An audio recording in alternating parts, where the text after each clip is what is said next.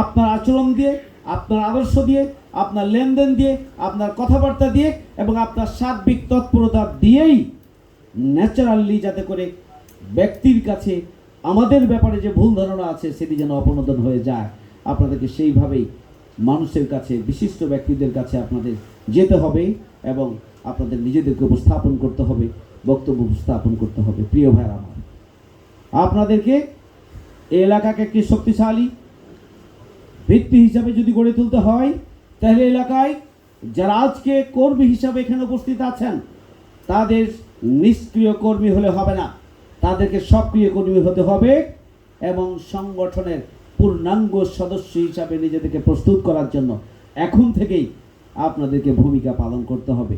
আপনার ব্যক্তিগত রিপোর্টকে সুন্দর করতে হবে, আপনার সিলেবাস অধ্যয়ন করতে হবে, আপনার আর্থিক কোরবানি বাড়াতে হবে, আপনার সময়ের কোরবানি বাড়াতে হবে, আপনার জ্ঞানগত দিক থেকে আপনার নিজের দুর্বলতা এবং ত্রুটি যা রয়েছে, ঘাটতি রয়েছে, সেটি আপনাকে দূর করতে হবে।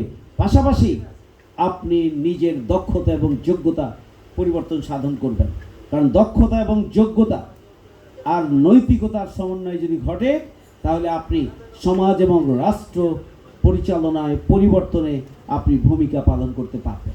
প্রিয় ভাইরা, এই জন্য আপনাদেরকে নিজেদের দক্ষতা এবং যোগ্যতা বাড়াতে হবে। দক্ষতা এবং যোগ্যতা ছাড়া সোসাইটিকে পরিবর্তনের জন্য আপনি ভূমিকা পালন করতে পারবেন না। এই জন্য দক্ষতা, যোগ্যতা এবং নৈতিক গুণাবলীর সমন্বয় প্রয়োজন। আজকে যারা এখানে উপস্থিত আছেন এবং যারা নেই, আমি তাদের প্রতি অনুরোধ জানাবো যে আপনারা নিজেদেরকে দক্ষ, যোগ্য এবং নৈতিক দিক থেকে সমৃদ্ধ করে তুলুন। প্রিয় ভাইয়ের আমার, পাশাপাশি এখানে যারা মেম্বার হিসেবে উপস্থিত আছেন তাদের প্রতি অনুরোধ জানাতে চাই, আপনাদের নিজেদের মান, আপনাদের যোগ্যতা, আপনাদের কার্যক্রম যাতে এমন হয় যাতে যারা কর্মী, যারা সক্রিয় কর্মী, তারা অনায়াসেই এই আন্দোলনে নিজেদেরকে সদস্য মানে উন্নীত করার জন্য তারা পদক্ষেপ গ্রহণ করে, আগ্রহী হয়, উৎসাহী হয়, উদ্যমী হয় এবং এগিয়ে আসার সুযোগ পায়। এই ধরনের আমাদেরকে নিজেদেরকে মেম্বার হিসাবে, সদস্য হিসাবে আমাদেরকে সেভাবে গড়ে তুলতে হবে। প্রিয় ভাইয়ের আমার, সর্বোপরি আসুন আমরা আমাদের এই প্রিয় ছোট্ট মাতৃভূমি বাংলাদেশ, 18 কোটি মানুষের বসবাস, আমরা আমাদের দেশটাকে ভালোবাসি।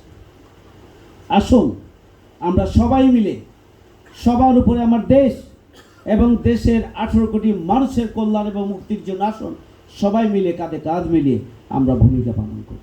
আমরা সত্য সুন্দরের পথে এগিয়ে যাই, দুর্নীতিমুক্ত বাংলাদেশ গড়ার জন্য আমরা নিজেদেরকে নিবেদন করি।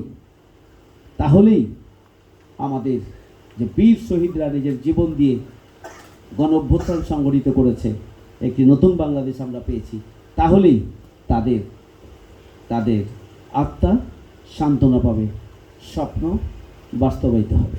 সুতরাং আমরা সেই ধরনের একটি বাংলাদেশ গড়ার লক্ষ্যে নিউ মার্কেট থানা সংগঠন, আমরা আমাদের অত্র অঞ্চলে আমরা সেভাবেই আমরা আমাদের নিজেদের অবস্থানকে সুসংহত করেই আগামী দিনে শহীদ ছাত্র জনতার স্বপ্ন বাস্তবায়নে আমরা এগিয়ে যাব ইনশাল্লাহ। এই আশাবাদ ব্যক্ত করে আমি আমার বক্তব্য এখানে শেষ করছি। আপনারা ভালো থাকেন, সুস্থ থাকেন, নিরাপদে থাকেন সেই দোয়া করি। আসসালামু আলাইকুম ওয়া রাহমাতুল্লাহি ওয়া বারাকাতুহু।